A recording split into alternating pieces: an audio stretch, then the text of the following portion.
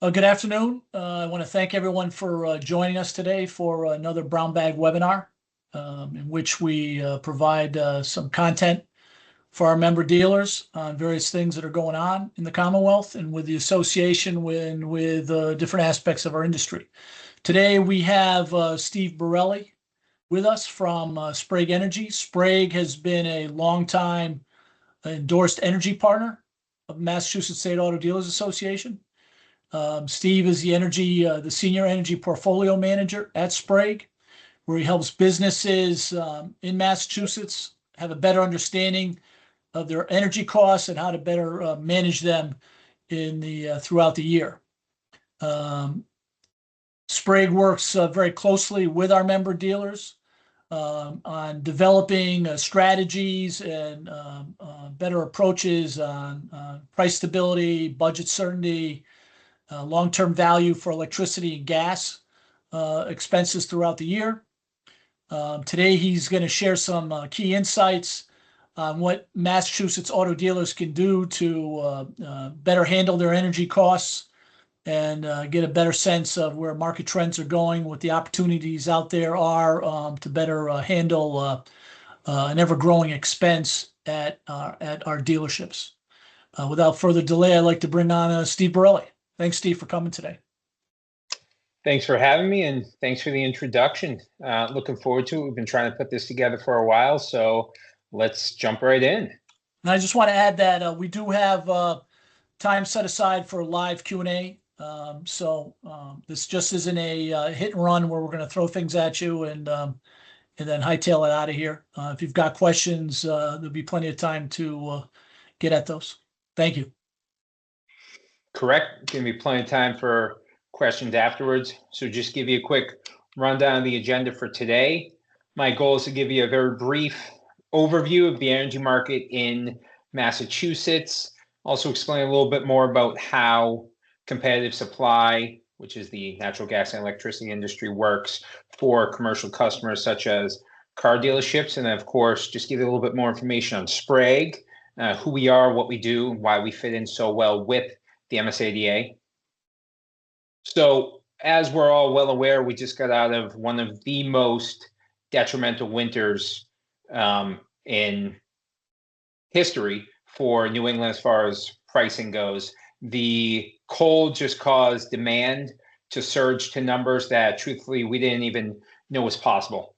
Just to give you a frame of reference, natural gas typically trades between $1 and $2.50 per therm.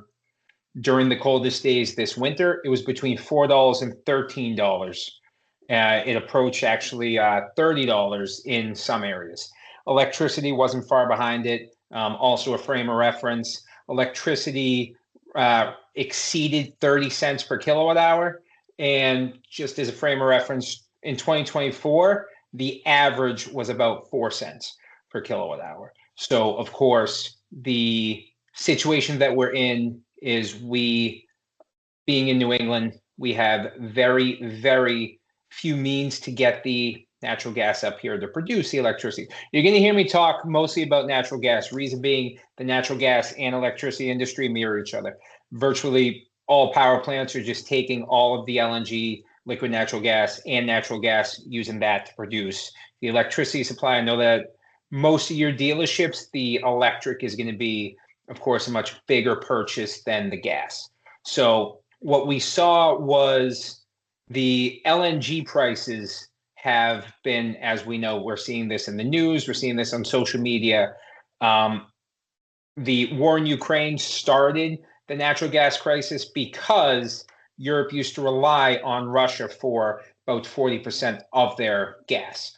So they've, of course, been supplementing by buying liquid natural gas from us. Now, of course, that's becoming problematic because due to the war in Iran, due to the Strait causing issues with shipments, at this point, Europe is preparing to fill their inventory for winter. They're nowhere near there yet, and it's only a matter of time before they start outbidding pretty much the entire world to get all the liquid natural gas that they need to fill their inventory for winter. We saw as of course, I'm sure you know, Bob, I believe, sent out an article a few months back. Midwinter, we saw the natural gas prices spike via the utility to also numbers that were surprising even to us. I mean, as you can see on this slide, National Grid started out at 95 cents and they spiked up to $1.23. And this literally happens overnight. So if you're in a situation where you're still purchasing through the utility, you are provided these prices actually mid-month, being, of course, instructed, hey, these are the prices and they are taking effect first of the month. So these spikes are essentially just, the cause is the utility had to pay the same spot prices that every other supplier, such as Sprague, had to pay on those peak days. Of course, they were taking massive losses on them. So, of course, the utility commission has to allow them to file for those losses, then make up for them by increasing their rates. With this being said, of course, I recognize it's June. The heating season's over. We're not that far from winter, at least in our world. That takes effect November 1st. That's when the winter rates generally kick into effect. So at this point, we're looking to see where the utilities essentially file for. My guess would be they would likely going to start somewhere around this $1.23, $1.25 range, and then go from there. The nature of your business, of course, you have larger showrooms. You have, of course, very, very intense HVAC systems. You have different departments within your dealerships. Not sure if you're aware of this, but car dealerships on average use 18% more energy than other commercial buildings. That's why this is such an extreme expense for you. And this is why Bob puts such an emphasis on making sure we're reaching out to all the members just to see what we can do to help in any way while you're guiding your costs through one of these winters. And I would just add, Steve, one important thing to keep in mind, business owners don't need to hear from me, but when you look at the national surveys, we, depending on what time of year it is, we are either the top of the list or in the top 3 nationwide. So business in particular have the highest energy costs as part of their overhead in the country. That's true. That's true. I know that for years it was a battle between energy and credit card fees, but I think energy, if I'm not mistaken, has moved into number 1, which is, again, it's at this point, it's in many cases a variable line item on the P&L, which, as we all know, you want to get as many of those items on your P&L fixed as possible. So, of course, when you look at how you would go in doing that, when you're not taking advantage of any fixed rates or any agreements, you're looking at, prime example, you were budgeting for, theoretically, let's just call it 80 cents for your natural gas this winter. They started at 95, then they went up to $1.38. These are happening in such a quick manner that you theoretically don't have time to react when it happens.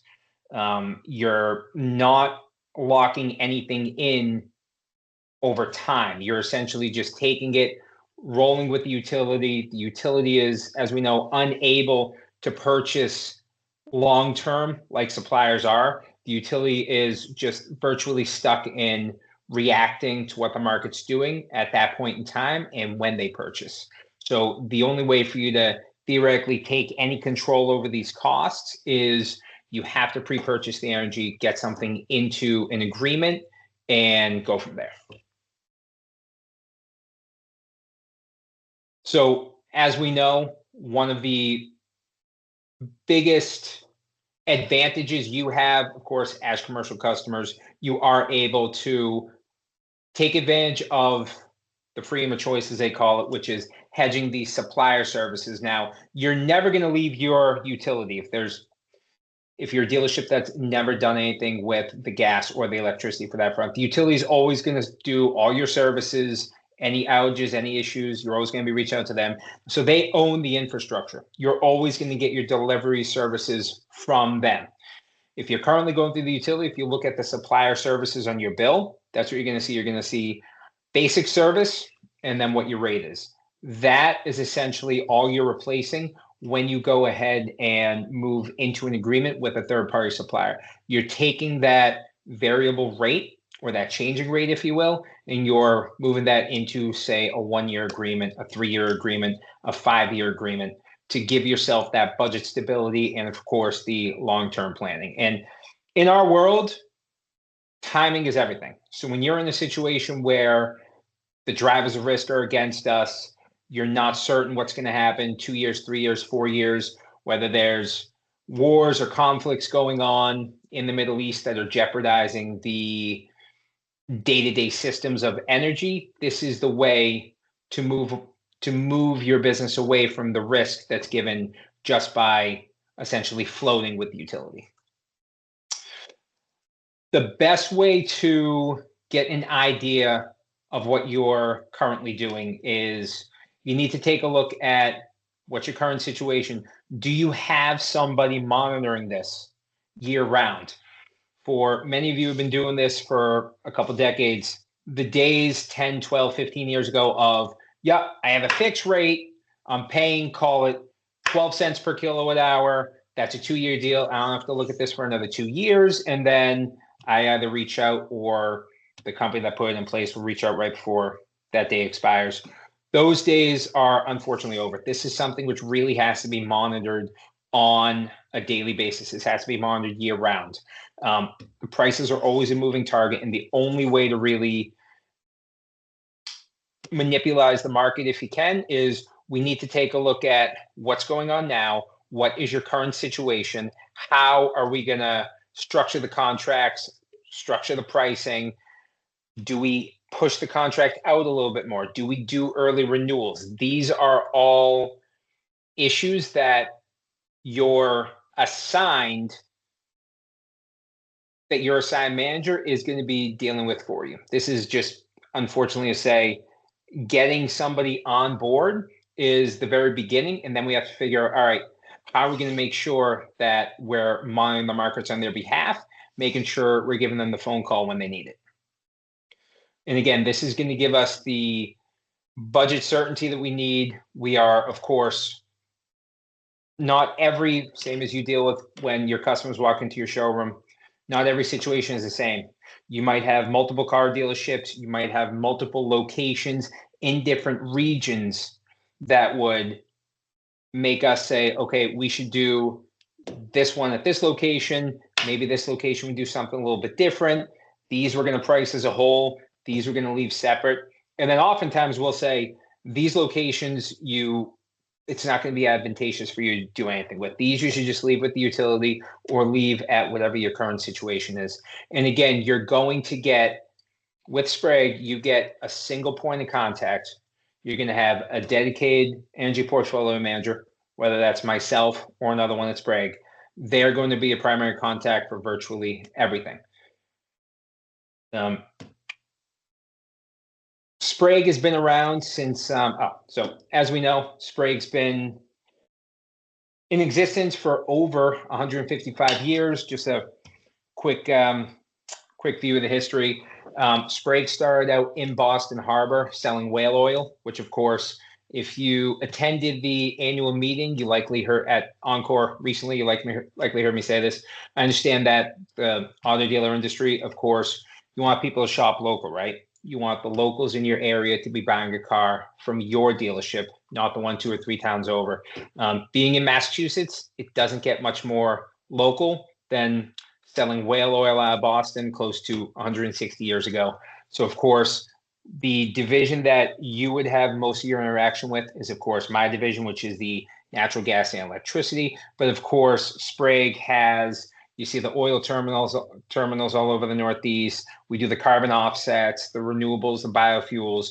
We, of course, have a solar program, which we do a lot with our own properties, because you have all these massive oil tanks with a ton of additional real estate. So we're doing a lot of thin filmed panels on there, which is working out quite nicely.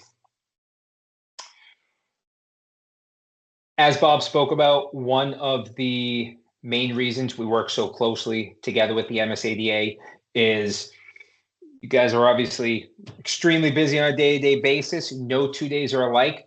The last thing you have to worry about is what wars are going on in the Middle East, what the utility prices are like, which drivers of risk are against us, how long is my agreement up. I'll be straight with you. Many of my customers, if you were to give them a call and say, what are you doing right now with the gas and electricity? They're likely going to say, I have no idea.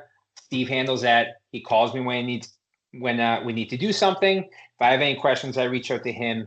Your focus should be on getting your cars off the lot, having your customers leave the showroom happy. This alleviates this entire project from the dealerships, which, if I understand correctly, that's always been Bob's biggest value with Sprague, right? Is he always wants us to be stepping in, taking this entire headache off of members' hands, and then saying, this is virtually your problem. They have enough to deal with. This is now your responsibility. As far as getting started, it's incredibly quick, easy. The association has its own email address, as you can see. They're easy to remember, MSADA@SpragueEnergy.com. You also have my cell number here, the 508-768-5252. At this point, all we're looking to do is have a quick conversation. If you want to get in touch with us, send a quick email. Just put a copy of your gas bill, your electric bill, and just say, all right, Sprague, here's what I'm doing. Why don't you reach out to me? Let me know what my current situation is. If you're in a contract, we'll go over your contract, obviously free of cost, and just let you know a little bit more about what's going on with that agreement. Does that agreement include all costs? Is there any risk tolerance associated with the agreement that you're in? When's it due? What's the plan moving forward? And then, of course, we'll say the end of and again, this would be possibly a 10-minute meeting once we have all the information, be able to go to you and say, okay, this is a situation. This is what you're doing. Here are the pros, here are the cons. And then should you want to do anything else, these are all your options moving forward. The one thing I would just ask you to dig a little bit deeper on is that you got to make it clear that, you guys are not a broker. And that in my travels, I find out that there are a lot of dealers who are using brokers to try to get better deals on energy products, energy costs. And by using a broker, they're actually adding to their problems in a way on the cost side. So if you could dig a little bit deeper on what it is you actually offer up as a way of a service that can provide better pricing for product. I think that would be helpful. Sure. So Sprague is a direct supplier for natural gas. So what Bob's referring to is there are obviously many brokers out there that work with us, that partner with us to sell gas for us. So oftentimes we will have, for car dealerships, any business come to us through a broker, meaning they have somebody who walked in the door, they're a middleman, going to put, in this case, a car dealership with Sprague. Just to explain how it would work, they would essentially do the same process I spoke about, take a bill, send it to us, have us price it. Just to give an example of numbers, let's say your car dealership price is at 70 cents per therm. We would then go to the broker and say, here's the dealership's price is 70 cents per therm. And then the broker would say, okay, and then this is the broker fee that I'd like on it. Just for a frame of reference, let's say that's 5 cents. Your contract would sign at 75 cents because, of course, it's factoring in the broker fee. The advantage that, of course, MSADA members have is you are able to go supplier direct. You're able to call Sprague directly for your Sprague Energy contracts. And, of course, as hopefully Bob will attest to, I do like to think that the reps that we have at Sprague would, of course, know a lot more about natural gas from Sprague than a broker who's essentially just acting as a middleman. And again, there is nothing wrong with brokering natural gas, but in this case, when you do have a partnership with your association, I'm looking at as your clearly putting yourself in a much better and, of course, cheaper situation by going supplier direct, eliminating the broker fee. Does that answer your question, Bob? It does, and I'd like to stress there's a reason why we've had an over 20-year relationship with Sprague for our members, because there is value there. There is a service that provides value to the dealerships across the Commonwealth, regardless of your service providers. Whether we're talking National Grid, the old Columbia Gas, et cetera, et cetera. So it's something that dealers find value in across the Commonwealth. Agreed. And of course, when you're the supplier itself, we now, rather than just doing the cookie cutter approach of let's put you on a fixed rate and let's do a 12, 24, 36, here are your options. We can, of course, get a little bit more in depth. We can do odd term lengths. We also have different products. Maybe you're in a situation where you're not entirely convinced that the market's going to remain high, which of course I hear that a lot lately. Many people are, I think it's wishful thinking. Many people are thinking that the war in Iran is going to end soon. The energy prices are going to plummet. But of course, do you want to take that entire risk and do something which is almost entirely variable, flowing the market? Do you want to only take part of the risk? Maybe that looks like you lock in just your basis costs, float the raw costs. Maybe that's a situation where you're locking in every component except for the raw cost of the natural gas itself, and then only locking in a few months of the gas, which of course is something we can do. If we were to look at it and say, all right, well, this upcoming winter is trading quite high, we're getting awfully close to it, maybe we do hedge only 3 or 4 months worth of power, or as we would call it, a block. And then at that point, see what happens. Not hedge anything else. Still lock in every other component, but then we would look at when do we start picking off the additional months. And again, this is if we're in a situation where we are convinced that there's going to be relief in the future. So it is good to have the option to go a little bit more in depth. Absolutely. And I would just stress that, through this relationship, we're trying to provide dealers the tools to better assess their energy needs, better handle their energy costs moving forward.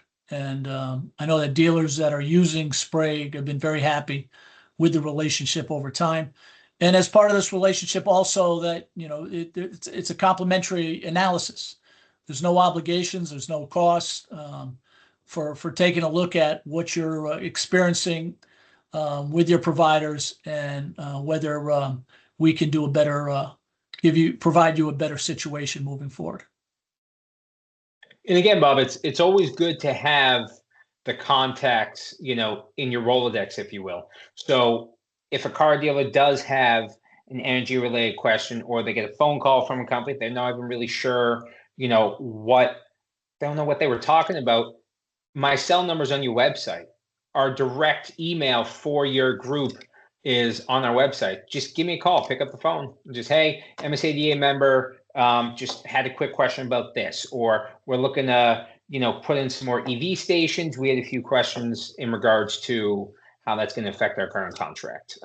It's always good to basically just have a source for anything energy related. And if it's not something that we personally can help with, we'll likely point you in the direction of somebody who would.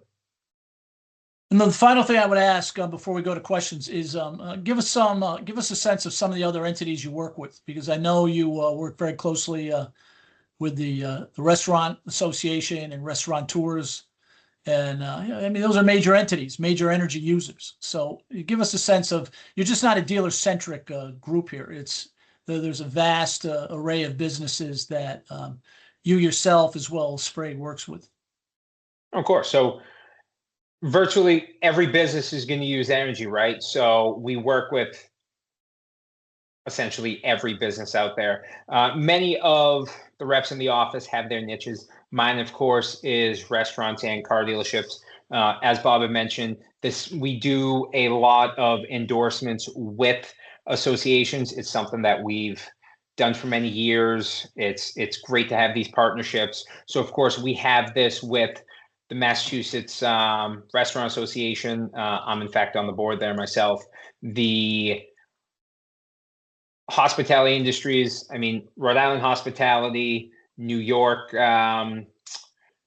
Restaurant Lodging, Connecticut Restaurant Association, and then you've got a lot of retail associations. Of course, we do like New Jersey Car, a lot of other auto dealer associations, but we're supplying gas to cities, municipal programs, massive industrial, literally delivering the gas to the power plants that are producing the electricity. So it's like you said, Bob, and that's a great point. We're not focused entirely on car dealerships. We're working with virtually every industry out there that has a gas or electricity bill.